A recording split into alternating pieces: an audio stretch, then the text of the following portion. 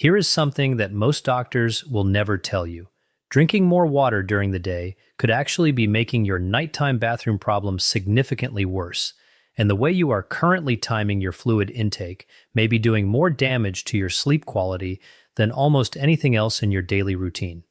After more than 2 decades working as a practicing urologist treating bladder dysfunction, nocturia, and age-related urinary conditions, I have worked with thousands of patients, men and women, the majority of them over 60, who came to me exhausted and frustrated and convinced they had a serious bladder disease. The truth that I discovered working with patient after patient is that the majority of them simply did not know how to drink water correctly. A landmark study published by researchers at Nagasaki University in Japan, one of the most cited nocturia intervention studies in recent clinical literature, found that targeted changes to fluid intake timing alone reduced nighttime urination episodes by 40% in adults over the age of 65.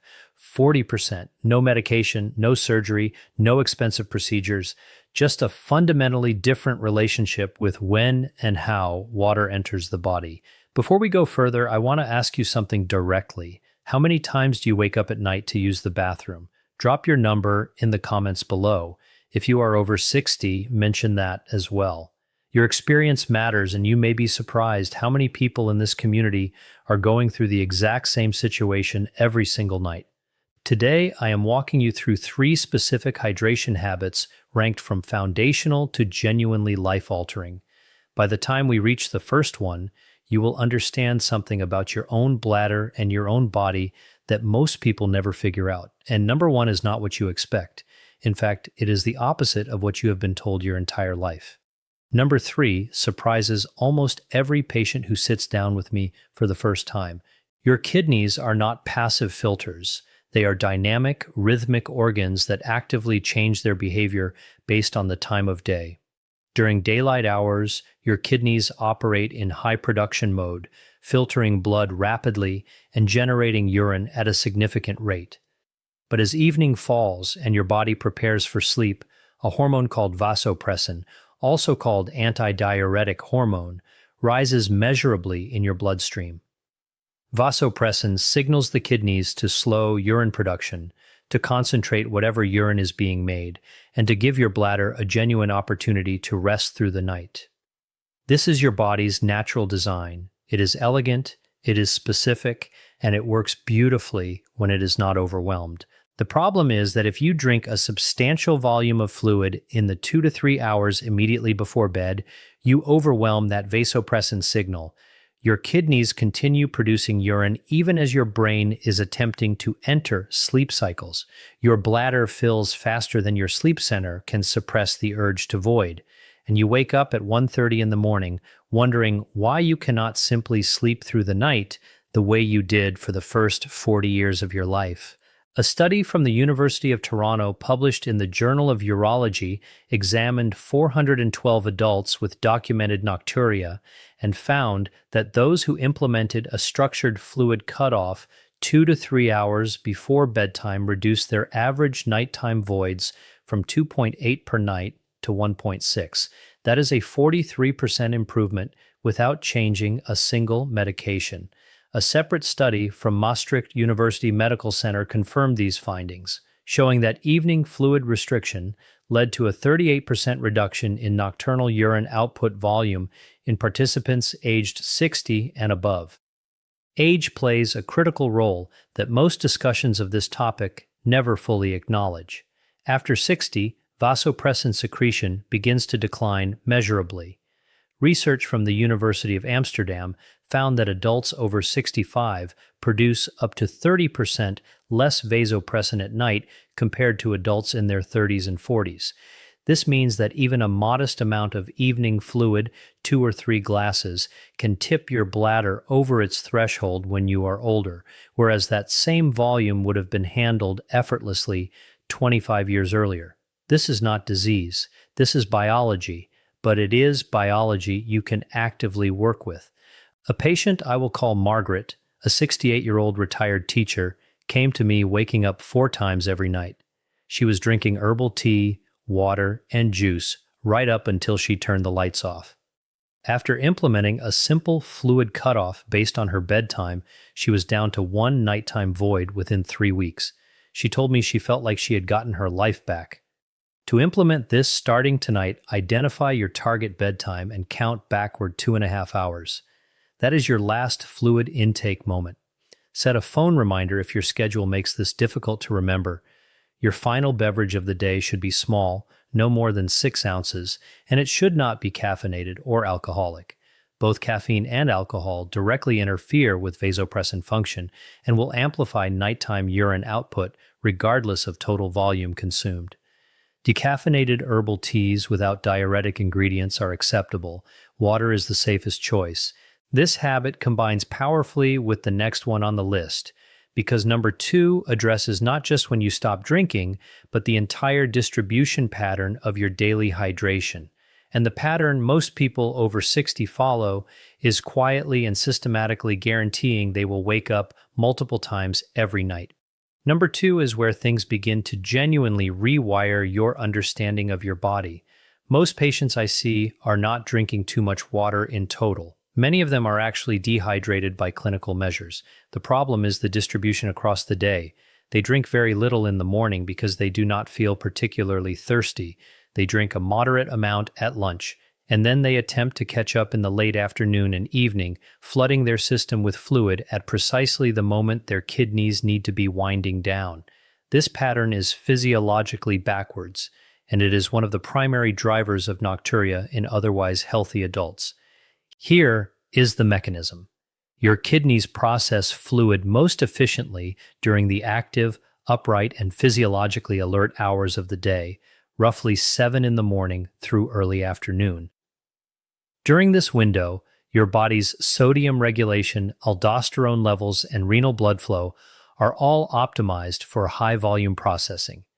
If you consume the bulk of your daily fluid, which for most adults should be between 1.5 and 2.5 liters, depending on body weight and activity level, during this morning and early afternoon window, your kidneys process it efficiently. Your bladder fills and empties normally throughout the day, and by evening, your body has already completed the substantial majority of its fluid processing work. What remains in your system at bedtime is genuinely minimal. A clinical trial from Seoul National University Hospital divided 320 nocturia patients into 2 groups: a control group drinking water without any timing guidance, and an intervention group that consumed 70% of their daily fluid before 2 in the afternoon. After 8 weeks, the intervention group reported a 47% reduction in nocturnal voids. The control group saw only a 9% improvement. Identical total fluid intake, dramatically different outcomes based entirely on when that fluid was consumed. A patient I will call Robert, a 71-year-old retired engineer, came to me after 2 years of waking 3 to 4 times every night. He was convinced he had prostate trouble, and while we did address some mild prostate enlargement, the real revelation came when we tracked his drinking habits with a 48-hour fluid diary. He was consuming fewer than 400 milliliters before noon and then drinking almost a liter between 6 and 9 in the evening. We reversed that pattern entirely. A large glass of water first thing in the morning, consistent hydration through the midday hours, a firm cutoff in the early evening. Within 6 weeks, Robert was averaging 1 nighttime void, down from 3.5. For adults over 65, front-loading hydration becomes even more essential for a specific physiological reason. As we age, our thirst sensation weakens. This is a well-documented phenomenon that has been replicated across multiple research institutions. Older adults frequently underdrink in the morning because they simply do not feel thirsty at 8 a.m., then overcompensate in the late afternoon and evening when habit or routine triggers drinking. Breaking this cycle requires deliberate behavioral strategy rather than simply following thirst signals, because those signals are no longer reliably reflecting actual hydration need. The practical implementation is straightforward. Tomorrow morning, before coffee, before checking your phone, drink a full 8 ounces of water. Then aim for 2 more glasses before noon. Set a reminder at 11 a.m. if you need external prompting. After lunch, Begin tapering. By 5 in the afternoon, shift to sipping small amounts only. This costs nothing, requires no prescription, and when combined with the evening cutoff established in Habit 3, these two strategies create a powerful synergistic effect. Your kidneys receive the volume they need during their peak efficiency window. They receive the vasopressin-supported rest signal they need during the evening. The result is that your bladder arrives at bedtime in a genuinely low-demand state. But what I am about to share with you as the single most important habit on this list is something that took me years of clinical pattern recognition to fully appreciate. This is the insight that has produced more dramatic improvement for more patients than any single other intervention I have implemented in over 20 years of urological practice. And when I explain it for the first time, almost every patient responds the same way. Complete surprise, because nothing in popular health conversation prepared them for it. Number 1, for many adults over 60, nighttime urination is not primarily a bladder problem. It is a fluid redistribution problem. Here is the mechanism. Throughout the day, if you consume a moderate to high sodium diet, which the average person consuming a standard Western diet absolutely does, fluid accumulates in the soft tissues of your lower body, particularly in your legs and ankles. This is called peripheral edema, and it may be subtle enough that you never specifically notice it. Your ankles may look perfectly normal to a casual observer, but when you lie down flat at night, gravity no longer holds that accumulated fluid in your lower extremities. It redistributes upward. It re-enters your circulatory system. It travels through your bloodstream to your kidneys, and your kidneys, doing exactly their job, filter it directly into your bladder. This is why so many adults over 60 feel completely comfortable at bedtime and then find themselves urgently needing the bathroom 60 to 90 minutes after falling asleep. They did not drink too much water in the evening. They did not have a weak bladder. Fluid that had been sitting in their legs and ankles all day waited until they lay down to migrate directly to their kidneys. The research on this mechanism is striking. A study published in the Journal of Urology enrolled 321 participants and had them reduce their daily salt intake from an average of 10.5 grams to 8 grams per day. That modest reduction alone produced a 25% decrease in nighttime voids. Participants moved from an average of 2.3 nightly bathroom trips to 1.7. A follow-up study from the same institution showed that combining sodium reduction with afternoon leg elevation produced a combined 52% reduction in nocturnal urinary volume. 52% from two interventions that cost nothing and require no medication. A patient I will call Dorothy, a 76-year-old woman who had been waking 4 to 5 times every night for over 3 years, came to me after 2 different medications had failed to provide sustained relief, and after pelvic floor therapy had produced only minimal improvement. When I ordered a simple 24-hour urine collection and a dietary review, her sodium intake was over 4,000 milligrams per day, significantly above recommended levels, and her nighttime urine output represented 68% of her total daily urine volume. That is a textbook presentation of nocturnal polyuria driven by positional fluid redistribution. We implemented a sodium reduction to under 2,300 milligrams per day, added an afternoon rest period with her legs elevated for 30 to 45 minutes before dinner, and combined that with the hydration timing strategies from habits 2 and 3. Within 8 weeks, Dorothy's nighttime voids dropped to 1 to 2 per night. Her total nocturnal urine output fell by 44%.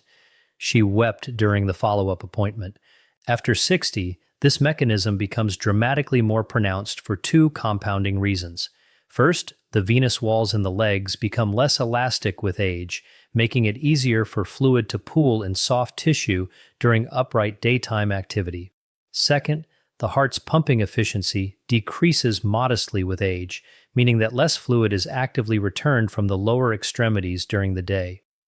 Research from Johns Hopkins University confirmed that adults over 65 with even mild cardiovascular aging show significantly higher rates of nocturnal polyuria related to this positional fluid shift compared to younger adults. The practical action plan for this habit has three components. Begin by spending 1 week honestly tracking your sodium intake. The biggest hidden sources are processed bread, canned soups, deli meats, cured cheeses, and restaurant meals, not the salt shaker on your table. Aim to bring your daily sodium below 2,300 milligrams. Many patients find that this one dietary shift, applied consistently, produces noticeable changes in nighttime bathroom frequency within 2 to 3 weeks, even before any other changes are made.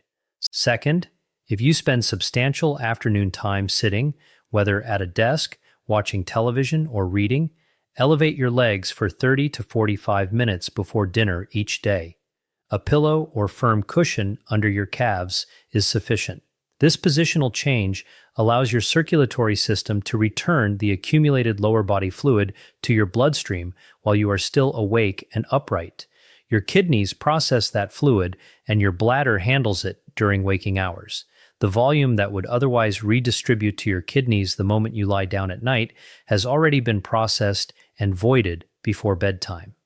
Third, combine this with the morning front-loading from habit 2 and the evening cutoff from habit 3.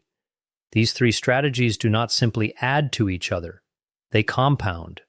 When you consume the majority of your fluid during your kidney's peak efficiency window, when you reduce the sodium that causes fluid to accumulate in your legs during the day, and when you give your vasopressin system the uninterrupted evening it needs to prepare for overnight rest, the combined effect on nighttime voiding frequency is consistently greater than any individual element would predict.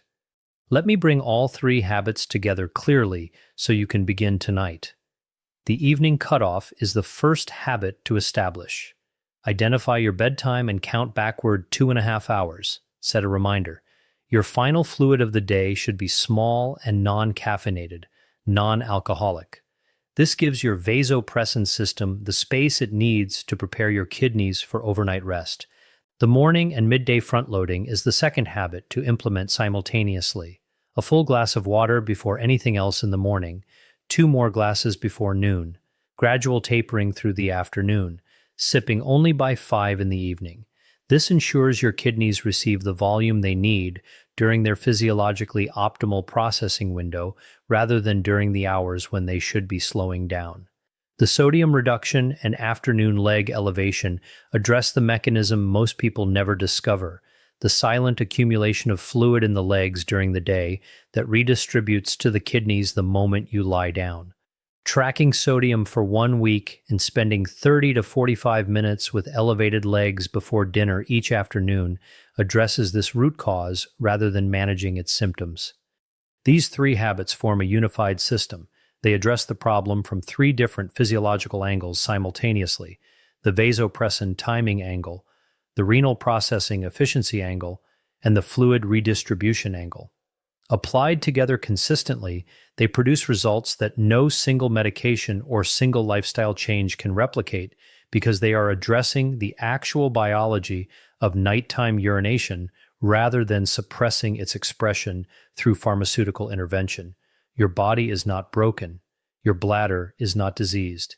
In most cases, it is simply receiving fluid signals at the wrong time, in the wrong distribution, from a diet with a sodium load that guarantees legs full of pooled fluid every night that migrates to your kidneys the moment you lie down. Now you have the information to change that pattern starting tonight. Which of these 3 habits will you begin with? Leave your answer in the comments, along with how many times you are currently waking up each night. Your question or your experience may become the foundation of the next discussion, and it may be the answer that someone else in this community has been searching for.